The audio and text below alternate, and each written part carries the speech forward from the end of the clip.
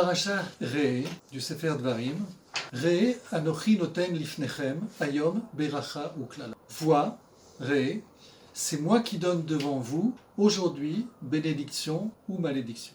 Et aberacha asher tishmeu el misvot Hashem Elohechem asher anochi metzavetechem ayom. La bénédiction, si vous écoutez les misvot de Hashem votre Dieu que je vous prescris aujourd'hui. Et donc on verra ici les différentes explications. Je continue dans le texte. Ve akelala im lo tishmeu el misvot Hashem Elohechem vesartem min haderer asher anochi metzavetechem ayom lalechet acharei Elohim acherim asher lo yadatem. Et la malédiction, si vous n'écoutez pas les misvot de Hachem, votre Dieu, et que vous vous écartez du chemin que je vous prescris aujourd'hui pour suivre d'autres dieux que vous ne connaissez pas. Donc ici, dans la paracha, on voit le premier problème qui va se poser à nous, c'est la question des bénédictions et des malédictions. C'est une question par rapport au sujet lui-même, qu'on va voir dans la Torah, mais c'est aussi une question par rapport aux autres philosophies. Quand on parle de malédiction, de bénédiction, alors on voit que c'est quelque chose qui peut être arbitraire de l'extérieur. C'est comme tous les contes, La Belle au bois dormant, Blanche-Neige, qui ont eu une malédiction, c'est des jolies filles, des gentilles filles. Et puis voilà qu'il y a une malédiction qui leur tombe dessus, de manière injuste, et elles doivent l'affronter, et elles vont s'en sortir, etc. Et donc, derrière le mot bénédiction et malédiction, il y a quelque part une forme d'injustice, et aussi une idée de quelque chose qui n'est pas mérité, dans le sens positif comme dans le sens négatif. Et puis il y a évidemment tout ce que la souffrance et le malheur qu'il y a derrière. Donc la bénédiction va poser la question du bonheur et du malheur. Et pourquoi Akadosh Baruch Hu donc a donné à l'homme justement de souffrir? Pourquoi cette malédiction aussi derrière? On aurait préféré avoir que la bénédiction. Donc là c'est une question. Et c'est une question qui va être posée et développée par le Or Chaim. Mais on a une question sur le côté imparfait du monde. On verra cette question dans le Sefer Bereshit, mais pourquoi Akadosh Baruch Hu a créé ce monde imparfait, dans lequel on doit justement affronter, nous, les difficultés? Peut-être qu'il aurait mieux fallu avoir un monde parfait dès le départ. Deuxième idée, et que finalement le Or Chaim va introduire et qui va permettre de résoudre la question. C'est-à-dire comment concevoir que le monde soit imparfait. Comment concevoir qu'il y ait une bénédiction et une malédiction? En fait, le Or Chaim va développer l'idée d'un monde tel que nous le vivons et un Olam Haba, un monde à venir. C'est-à-dire qu'il y aurait deux mondes. Celui dans lequel nous vivons et qui est temporaire. Ce monde temporaire inclut la mort, donc quelque chose qui est limité. Donc le Or Chaim va distinguer deux mondes. Le monde dans lequel on est né et dans lequel on vit, c'est un monde temporaire. Ce monde temporaire, il est temporaire justement parce que la souffrance et le mal et la mort ne pourraient pas être acceptables dans un monde éternel si on vivait constamment dans un monde de souffrance et de mort, tel que nous le percevons aujourd'hui. Donc le Or Chaim va faire la différence, et nos sages, et c'est un enseignement qui est connu, qui est même ensuite après qui a été repris par d'autres philosophies et religions, à savoir qu'il y a un monde qui est un monde de préparation, c'est dans le monde dans lequel on vit, un monde dans lequel on va faire des réparations, et puis il y a un monde qui va suivre après le travail qui aura été effectué, qui va suivre, dans lequel le bien sera éternel. Et dans lequel justement il n'y aura pas de mort. Donc il y a deux mondes, il y a deux réalités. Et cette première réalité dont on parle, c'est un monde imparfait, parce qu'il est demandé à l'homme de choisir l'existence et de réaliser l'existence qu'il veut. Ici, il y a le grand principe qui est donné dans la Torah, c'est le principe du libre arbitre, mais c'est un principe qui est fondamental chez toutes les nations. Ce que nous demandons, c'est de pouvoir librement décider de notre vie, de ce que l'on veut, par opposition avec tout ce qui est dictature. Dès qu'on vient nous imposer quelque chose, c'est inadmissible. Le principe de l'homme, c'est le libre arbitre. D'où justement aujourd'hui encore de manière beaucoup plus forte cette question, dans la mesure où on vit une période assez exceptionnelle, puisque nous sommes forcés de suivre certaines règles, certaines directives pour des raisons qu'on nous présente comme des raisons de santé. Ni n'empêche qu'il y a de nombreuses manifestations dans le monde pour exprimer le fait que notre liberté ici, notre libre arbitre est limité, voire même empêché. Le monde est fondé sur le libre arbitre, l'homme demande intrinsèquement à pouvoir être libre de décider. Eh bien, le fait de pouvoir être libre, c'est le fait d'avoir un choix. Le fait d'avoir un choix, c'est le fait de pouvoir dire il y a le bon choix et le moins mauvais choix, voire même le pire. En tout cas, on est en face toujours d'un choix, et le fait d'être en face de ce choix va par conséquent nous amener à ce que vraiment on souhaite, mais qui est peut-être bon ou qui est peut-être pas bon. C'est ici le principe fondamental de l'homme. On va voir que l'idée qui se dégage derrière, c'est l'idée que dans le judaïsme, les choses se définissent par l'expérience. Il n'y a pas de sens à dire « je crois à l'amour »,« je crois à la liberté »,« je crois en Dieu ». Ça n'a pas de sens. Si la personne, dans sa manière d'aimer, est catastrophique, le fait de croire, si ça permet à la personne d'avoir une certaine assurance dans la vie, ne garantit pas le contenu de cette croyance. C'est-à-dire le fait de croire en l'amour ne veut pas dire que forcément la personne se conduit comme quelqu'un d'aimable ou qui sait aimer. Dans la Torah, le principe qui va apparaître, c'est le principe « je suis ce que je veux et ce que je fais de moi ». Dis-moi ce que tu choisis, dis-moi où tu vas, je te dirai qui tu es. Par conséquent, on voit que c'est le fait de pouvoir choisir qui fait ce que je suis. Et donc vient s'installer ici cette notion de bénédiction et de malédiction. On est toujours face à un dilemme. Donc on va commencer avec les enseignements du Or HaChaim, dans lequel on va voir cette notion justement de bénédiction et de malédiction. Je vais lire le texte. Re anochi noten lifnechem. Donc le texte dit, vois, je mets devant toi la bénédiction et la malédiction. Tzarich ladat lama amar lashon reya advarim. Si le Or HaChaim va relever donc les anomalies du texte. Comme on l'a vu, c'est grâce justement à ces anomalies que l'on peut lire qu'en hébreu que le texte peut faire apparaître justement cette sagesse. Ce qui ne serait pas possible évidemment avec les traductions en français, qui consistent justement à fluidifier le texte et à éviter justement ces anomalies. Re'anochi noten lifnechem. Vois, je mets devant toi la bénédiction et la malédiction. Le Or HaChaim pose la question, vois, je mets devant toi des paroles. Comment utiliser un langage visuel pour quelque chose qui est de l'ordre de l'écoute. Le texte aurait dû dire « écoute ». Première donc ici contradiction. Ensuite il y a marqué « Re anochi noten lifnechem ». Le mot « anochi », moi, est superflu. C'est Akadosh Baruch Hu qui parle. Pourquoi Moshe ici vient s'introduire dans ce texte? Re, Hashem noten lifnechem. Donc pourquoi le Anochi qui vient ici introduire et insérer Moshe dans les paroles d'Akadosh Baruch Hu? Ensuite, une autre contradiction. Od lama amar lashon yachid kivan shekol aparasha kulo belashon rabim. Il dit pourquoi il y a marqué voix et alors qu'ensuite tout le reste de la paracha est au pluriel. On a vu Re, voix, Anochi noten lifnechem, devant vous. Le texte aurait dû dire voyez, Reu, Anochi noten lifnechem ayom beracha ou klala. Donc ici il y a une anomalie du texte qui vient cacher effectivement un sens que va nous et que le Or HaChaim va mettre au jour.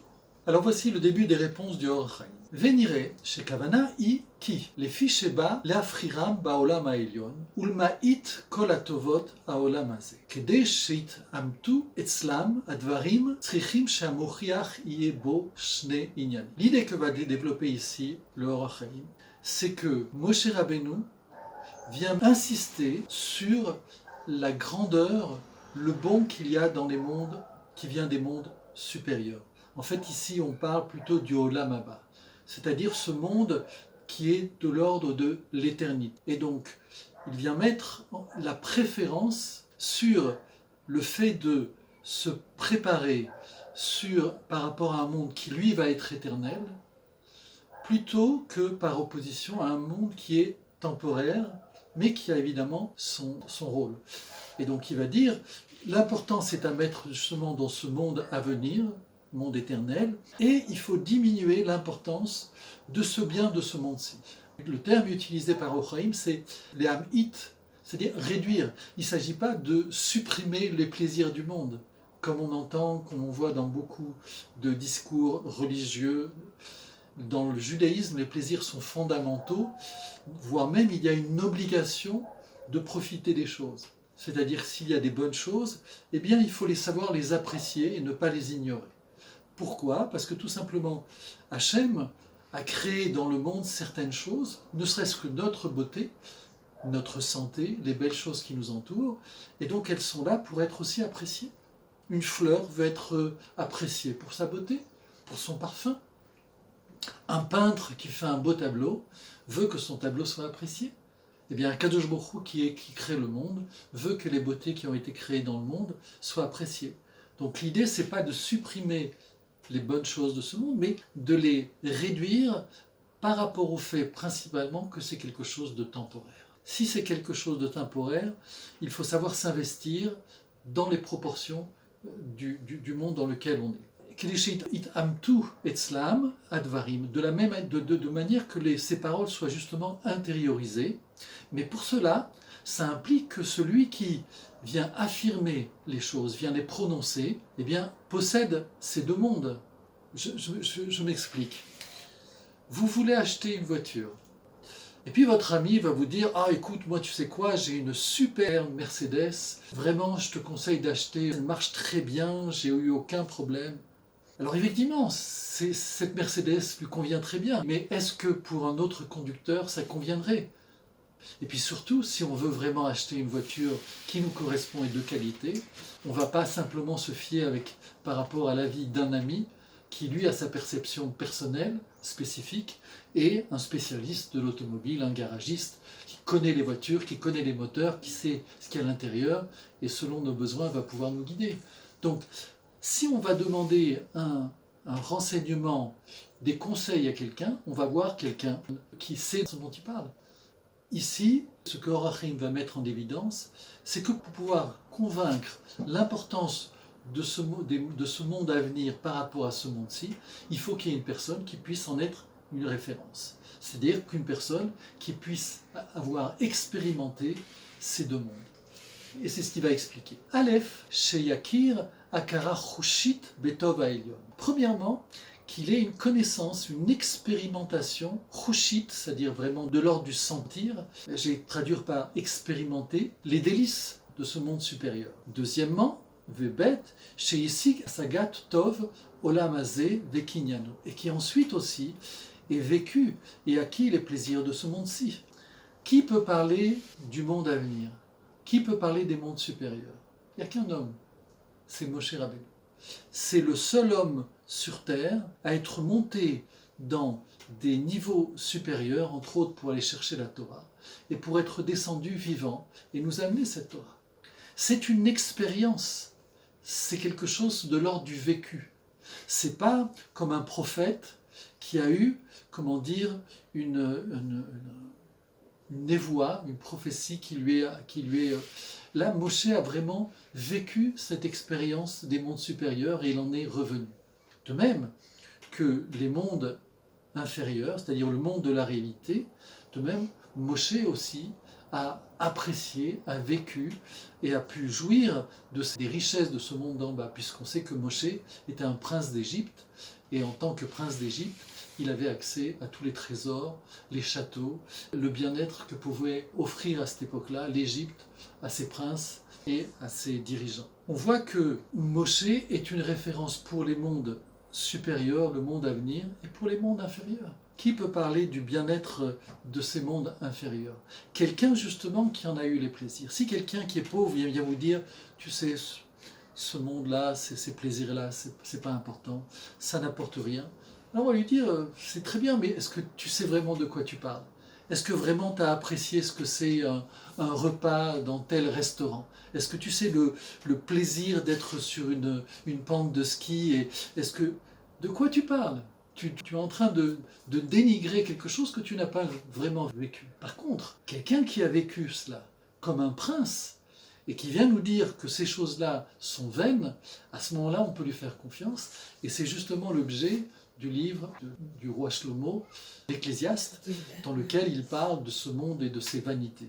Mais le roi Shlomo, c'était un roi. Donc on peut lui faire confiance quand il parle justement de cette réalité de notre monde. Donc pour pouvoir parler aux Hébreux, à ce moment-là, il fallait que Moshe justement puisse être convaincant parce qu'il a l'expérience des choses. Par opposition à ce qui viendrait exprimer par rapport à une religion, par rapport à une philosophie, quelqu'un qui n'aurait qu'une croyance ou qu'une perception intellectuelle et pas de l'ordre du vécu. Je continue. כי אם המוכיח היה מושלל בקנייני עולם הזה, לא יאמינו דבריו למשיגי טובת עולם הזה, כי יאמרו, אין אומרים למי שלא ראה יבוא ויגיד שאם היה תוהם טעמי הנאות גדולות העולם הזה, וקנייניו ותענוגיו לא היה מייסו, ובוחר בזולתו ובזה לא יטעו אוזנם לקבל דבריו. Je traduis directement. Car celui qui vient invectiver, réprimander, s'il n'avait pas acquis cette connaissance et le bien de ce monde-ci, moralisateur, il ne pourrait convaincre personne, car on dirait de lui qu'il parle de quelque chose qu'il n'a pas vu, qu'il parle de quelque chose qu'il n'a pas vécu. Mais si vraiment il avait goûté et apprécié ses grands plaisirs, alors peut-être qu'il n'aurait pas choisi justement de s'en détacher. Mais s'il les a vécus, alors il est crédible et on peut croire à ses paroles. Donc c'est ce qu'on a dit tout à l'heure.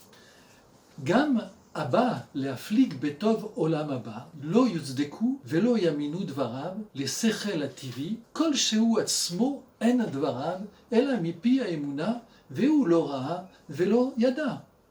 De la même manière que ne serait pas crédible celui qui parlerait des mondes à venir, des mondes supérieurs. Aucun esprit sensé ne pourrait approuver, ne pourrait croire en ces paroles, puisqu'elles sont fondées que sur une croyance. Mais en fait, il n'a rien vu et il ne connaît pas la chose. Et là, on voit ici combien c'est massif par rapport à certaines philosophies, certaines religions, qui nous vendent un rêve, qui nous vendent un conte, qui nous vendent un Père Noël, alors que derrière, il n'y a pas du vécu. Comment croire? La Torah est basée sur du vécu. Quand la Torah vient nous parler des Bnei Israël, c'est fondé sur une expérience. Quand la Torah vient nous parler de la liberté, de la possibilité qu'un homme puisse se libérer, et regardez combien c'est important aujourd'hui, combien c'est vital de pouvoir se rattacher à quelque chose qui a existé, eh bien la Torah vient nous parler d'une expérience réelle, fondée, vécue par une collectivité. On peut échapper à l'esclavage. C'est un vécu, on peut le croire. Donc ici, toute l'idée qu'il y a derrière, c'est de fonder une sagesse, j'ai peur d'utiliser le mot religion, fondée sur une expérience. Et donc au centre ici de notre discussion, c'est sur quoi est fondée sur une croyance. Et c'est la raison justement que va développer et va expliquer ici sur l'anomalie qu'il y a dans le texte. Vous vous rappelez, il y a marqué Re Anochi. Moshe, comme si Moshe s'insérer dans un message d'Akadosh Baruch Hu. Re Anochi. Donc là, justement, le texte va mettre en évidence la référence de Moshe.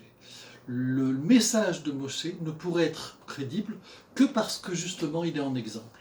Veleze amar Moshia verav ish Moshe. Re Anochi. Perush.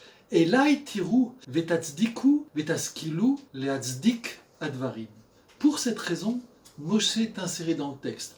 Parce que c'est lui la véritable référence, c'est lui le véritable libérateur, c'est lui qui a l'expérience des mondes supérieurs et des mondes de notre monde, et donc lui est la référence. Lui est là pour donner l'expérience, un vécu. Donc c'est grâce à Moshe qu'on peut vérifier et justifier ces choses. Or, Achim continue, qui ou isig leakir tov haolam hazeh, ki haya gadol meod, vegibor ou melech ashir gadol, כאומרם, ויפה דודי אף נעים גם בטוב עליון הכיר, כי עלה שמיים וטעם טעם עליון. Moshe a pu accéder, apprécier les plaisirs de ce monde.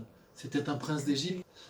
ואחר שהשיג הכרת חושית, הכרת בית דברים, Ve'asagatam amar lahem advarim ha'emurim be'inyan kasher amor. C'est seulement après avoir accédé à ces deux niveaux de vécu et de connaissance de ces deux mondes que Moshe a pu transmettre ses paroles en parfaite connaissance. Ve'omro re'e, et la raison pour laquelle il y a marqué voix au singulier, la shon yachid, ki reyazo, kulam shavim be'akarat ish echad, shegilui lekol asagat Moshe baolam hazeh ou baolam haba. Pourquoi il y a le mot singulier? Singulier parce que c'est grâce à la personne singulière de Moshe. C'est Moshe la référence. Donc Ré, c'est regarder une personne, la référence. Lifnechem, à ce moment-là, devant vous, là effectivement, ça concerne ici toute la connectivité. Or, Chaim continue, Ré, Anochi, al derech omram, yechol adam la'asot atzmo ke Moshe Rabbeinu. והוא מה שירם כי אליו יראו להדמות אליו כל הבא להיקרב לעבודת הקודש, עבודת השם. Ici quelque chose d'extraordinaire qui vient en transparence et qui accompagne tout le texte. L'avenir de l'homme est au-dessus de lui, c'est-à-dire ne regarde pas en bas, ne t'abaisse pas, n'essaye pas d'atteindre quelque chose qui va te rabaisser. Le niveau de lui dans lequel tu es est un niveau supérieur, élevé. Regarde vers le haut, élève-toi. Le commentaire du Or Chaim, c'est nous dire que non seulement il faut regarder vers le haut, mais il faut chercher à devenir, à ressembler à Moshe Rabbeinu. Que c'est quelque chose qui nous est ouvert, qui nous est possible d'atteindre. Eh bien, c'est quelque chose que le Or Chaim vient nous confirmer. Nous pouvons atteindre ce niveau dans, évidemment, tout le travail, le fait de s'attacher à la sainteté. Velo yarichu atzmam im ma shelemata mehem. Il ne faut pas s'identifier à ce qui est plus bas que soi et se diminuer par rapport à ses propres yeux. Car la tâche ici est une tâche facile. Dès qu'on commence à faire quelque chose qui est d'un niveau plus bas, alors ça devient facile, mais en même temps, la personne se diminue. C'est justement en cherchant les tâches difficile que vraiment notre potentiel va se réaliser. Oulai, shelo ama remeze ela leichide am asher yachinu atzmam leasagat haelyona ki mi umi araoui leasig asagat zo liot kemoshe keneged shar klalot Israël amar noten lifnechem. Il a aussi utilisé le thème yachid, comme on a vu au singulier, pour peut-être désigner des gens, des personnalités uniques. C'est-à-dire tous ces grands sages qui ont accompagné toutes ces générations d'Israël, ces hommes uniques qui ont atteint les mondes supérieurs. Ces hommes ont atteint justement le niveau de Moshe Rabbeinu. Et ensuite, quand le texte va parler au pluriel, à ce moment-là, il s'adresse à tout Israël. Et je vous le donne devant vous, noten lifnechem, c'est à tout le monde. ובדרך רמז ירמוז על פי דבריהם שכל בני תורה יש להם ניצוץ משה ואין צריך לומר הדור ההוא ששמעו מפיו שהם חלק ממנו. Le texte va beaucoup plus loin.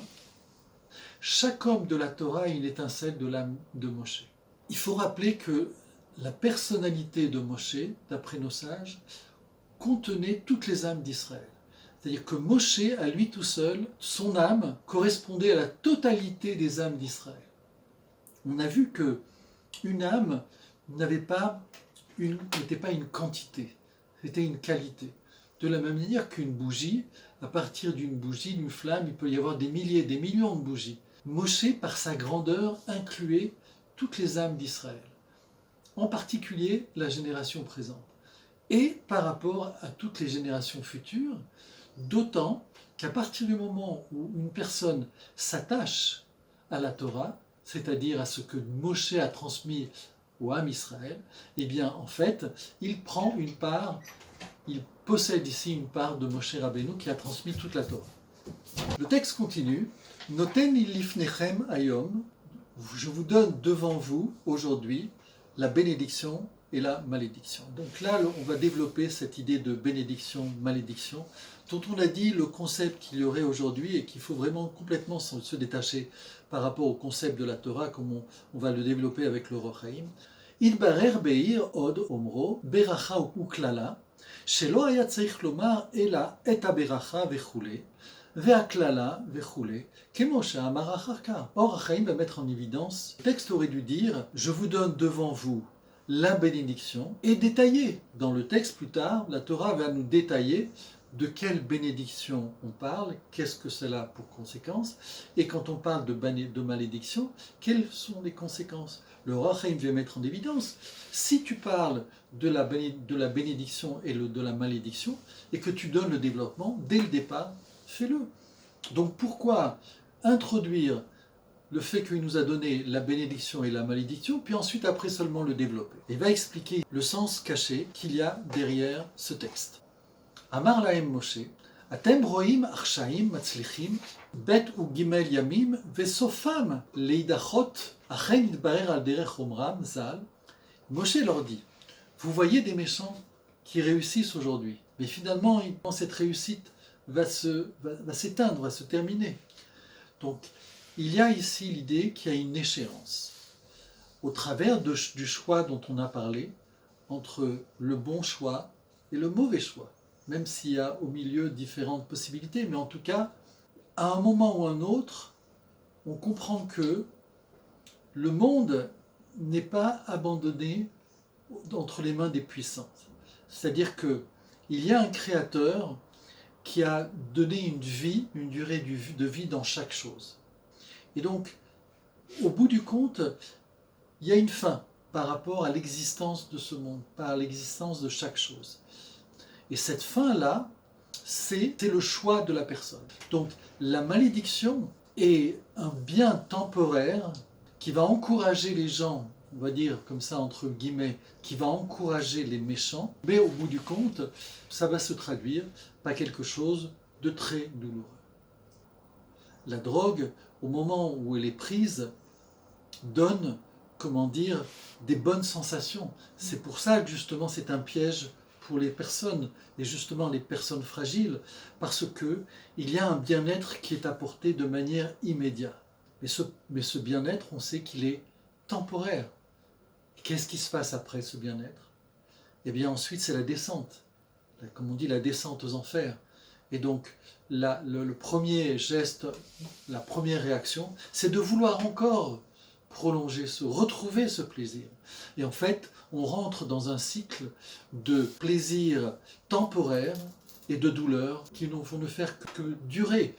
Cette durée va s'intensifier jusqu'au moment où, si la personne continue dans ce choix, eh bien, elle va perdre la vie.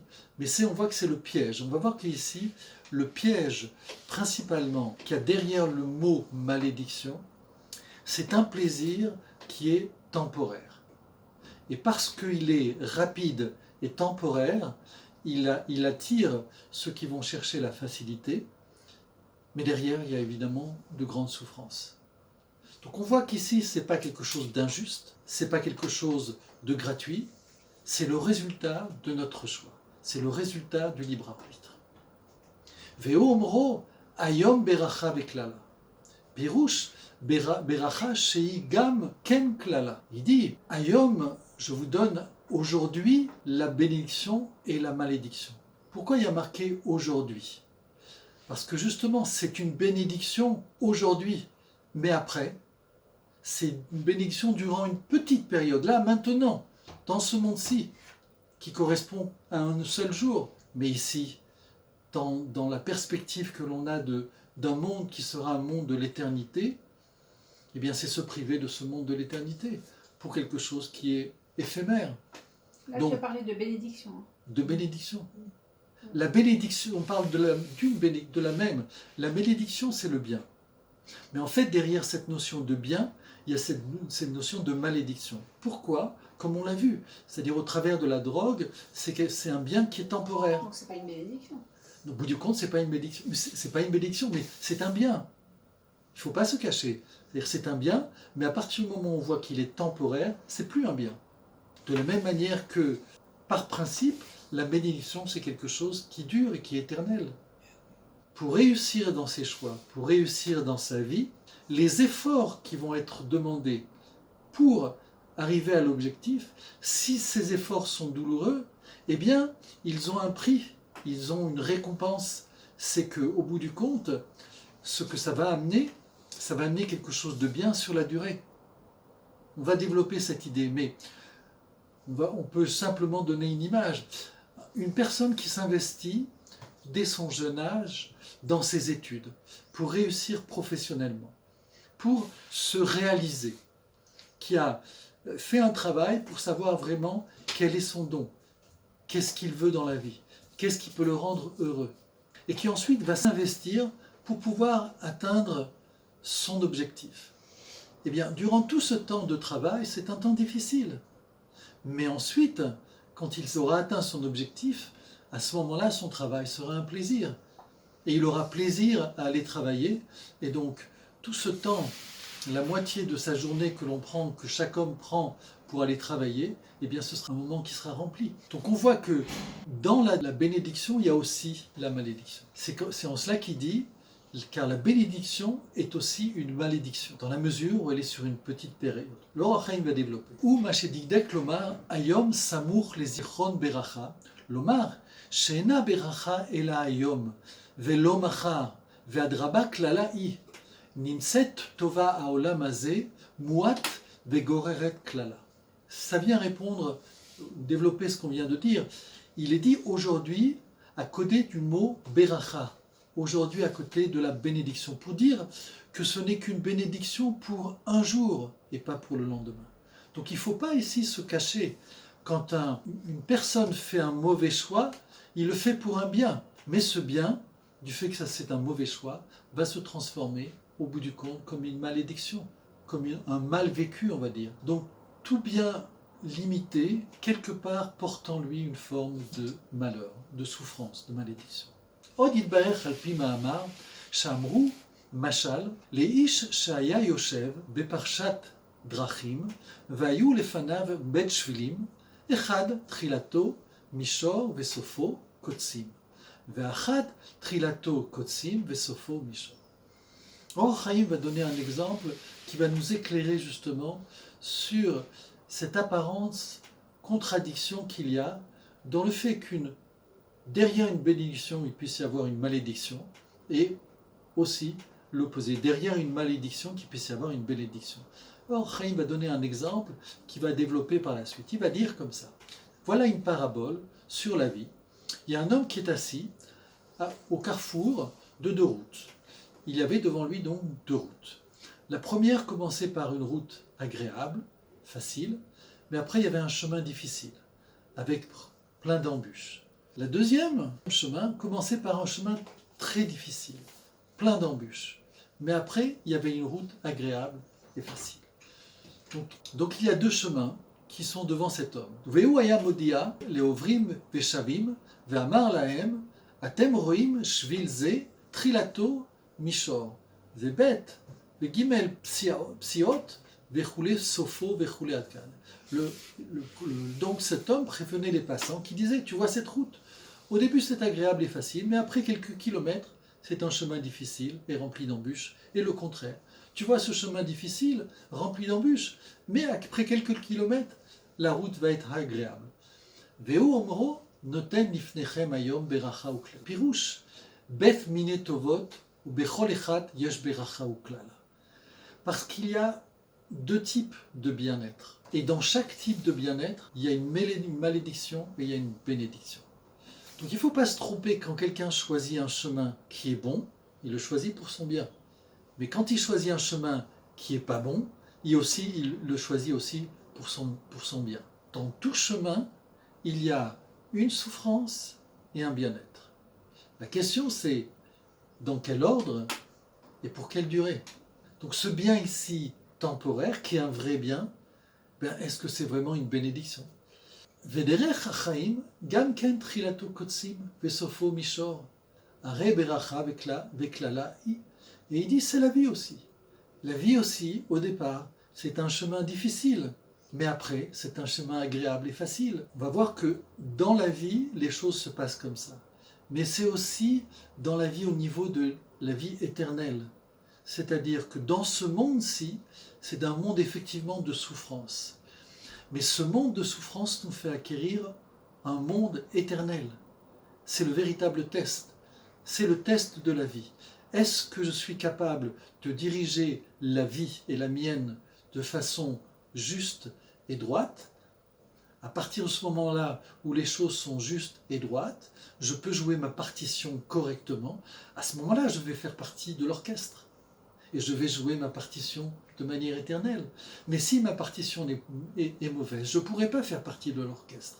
Donc, la perspective que donne le Orachim, c'est non seulement dans cette vie, ici, sur Terre, mais aussi par rapport au monde à venir. Bechazar, ou Piresh, et aberacha, pirouche les eikare beracha. She'en raou lichosh le'anaf ha'klala, sheba asher tishmeu, וכולי, הגם שיש באמצעות זה צער. Le texte continue, et voici la bénédiction, qui n'a rien à voir avec la malédiction, qui provient du fait, justement, que l'on garde les mitzvot d'Akadosh Baruch Hu. Quand bien même, il y aurait ici des souffrances. Comment on va l'expliquer? Or, Chaim va le dire par rapport aux sages. Ki atzadik mitztaharim בעולם הזה, בהשתדלות ומושכל ועולמם קשה עליהם למה שצריכים בו. Car les justes sont peinés dans ce monde, de ce qui se passe dans ce monde. Ils souffrent dans leur effort pour aider le monde devant justement les grandes difficultés. Ils savent que l'on a besoin d'eux et que c'est leur devoir, et ils souffrent. Ici, c'est la réalité de tout homme qui se sent responsable par rapport à ce qui l'entoure. À partir du moment où il y a une perception du bon sens, du bien-être, de la justice, un homme responsable ne peut pas fermer les yeux. C'est-à-dire qu'il ne peut pas fermer les yeux devant la difficulté. Je vois quelque chose d'injuste dans le monde, mais je ne peux pas rester les bras croisés. Effectivement, rester les bras croisés me permet de continuer ma vie sans souffrance, sans être dérangé. Je suis dérangé par personne et je ferme les yeux et moi je continue à profiter de mon bien-être. Le sage ou la personne responsable ne peut pas vivre, ne peut pas avoir cette expérience parce l'injustice et la souffrance lui est insupportable. Et parce qu'elle lui est insupportable, il va chercher les problèmes. Effectivement, il va au-delà des problèmes. Et c'est parce qu'il va au-delà des problèmes qu'il va chercher au début la souffrance. Un psychologue qui vient aider une personne, au début, eh bien, il va souffrir. Il va souffrir parce qu'il va entendre une expérience douloureuse, il va devoir la partager pour pouvoir ensuite aider la personne. Mais il fait forcément le choix de quelque part de souffrir. Aujourd'hui, on vit dans une réalité qui divise la société par rapport au corona, et certains considèrent que, eh bien, il faut accepter les choses telles qu'elles sont avec toutes les interdictions, et certains considèrent que non, c'est pas bon pour l'individu, c'est pas bon pour la liberté de chaque être, mais aussi c'est pas bon pour la santé de l'individu. Donc ici, on ne peut pas rester passif et se détacher des réalités et des souffrances du monde. Une personne qui est sensée, qui est responsable, va prendre sur elle cette souffrance. Mais cette souffrance, ici, va être positive, parce qu'elle va permettre au monde de dégager finalement une bénédiction et un bonheur. Et je termine sur le dernier point. Ve'aklala, im lo tishmeun, agam shatem mit'anim be'olam ou be'chol nefesh הבהמית ויערב לכם מישור זה לכללה ייחשב. Et la malédiction, si vous n'entendez pas mes paroles, même si vous jouissez des plaisirs de ce monde, vous nourrissez quelque chose qui sera temporaire et vous nourrissez quelque chose qui est fondamental, une âme, comment dire, votre âme animale, on va dire. Mais au bout du compte, la personne va rester affamée. C'est comme quelqu'un, on a vu au niveau de la nourriture, les choses sont présentées de manière à être agréables, voire même renouveler le plaisir. On mange une tablette de chocolat, la tablette de chocolat est faite de telle manière qu'on va vouloir en remanger. Et donc, il y a quelque chose derrière cette malédiction qui est un bien qui n'est jamais satisfait. Et au bout du compte, la personne est tout le temps déçue. Donc, On voit qu'ici, dans le judaïsme, la perception de la beracha est une perception qui est liée, qui provient du libre arbitre de l'homme de vouloir réparer ce monde ou de ne pas vouloir le réparer. À partir du moment où on est responsable, eh bien on cherche à résoudre les problèmes. On prend sur soi justement cette souffrance. Le problème, on est dans un monde où l'intérêt, le plaisir personnel, qui est le monde de la consommation, et derrière cette idée de consommation, il y a ce plaisir éphémère. Est-ce que ça amène le bien-être dans le monde? Non, on le voit. La Terre et tous les problèmes qui nous entourent. Donc voilà un enseignement qui ouvre justement sur la possibilité que l'homme a de réussir dans ce monde et de réussir ce monde. On a dit, c'est-à-dire que... Et la nature et ce qui... Exactement, tout ce qui... c'est-à-dire que l'homme, il arrive dans une collectivité. Donc il vient pour réparer au niveau individuel, mais au niveau collectif. Et comme ça passe au bout du compte au niveau collectif, c'est ce qu'on voit aujourd'hui. C'est-à-dire que le monde, il peut être sauvé que parce qu'il pourrait y avoir une collectivité.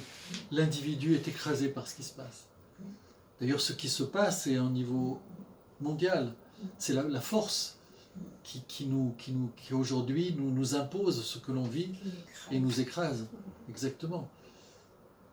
Donc la réponse, c'est une force collective. C'est pour ça que nos sages, pour ça que la Torah met en évidence le rôle d'Israël.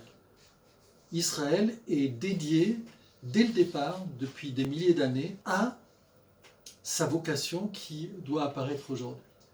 C'est-à-dire que c'est dans sa collectivité qui va montrer au monde qu'on peut sortir de l'esclavage. C'est le projet d'Israël. Et c'est la raison pour laquelle on empêche d'Israël d'être Israël.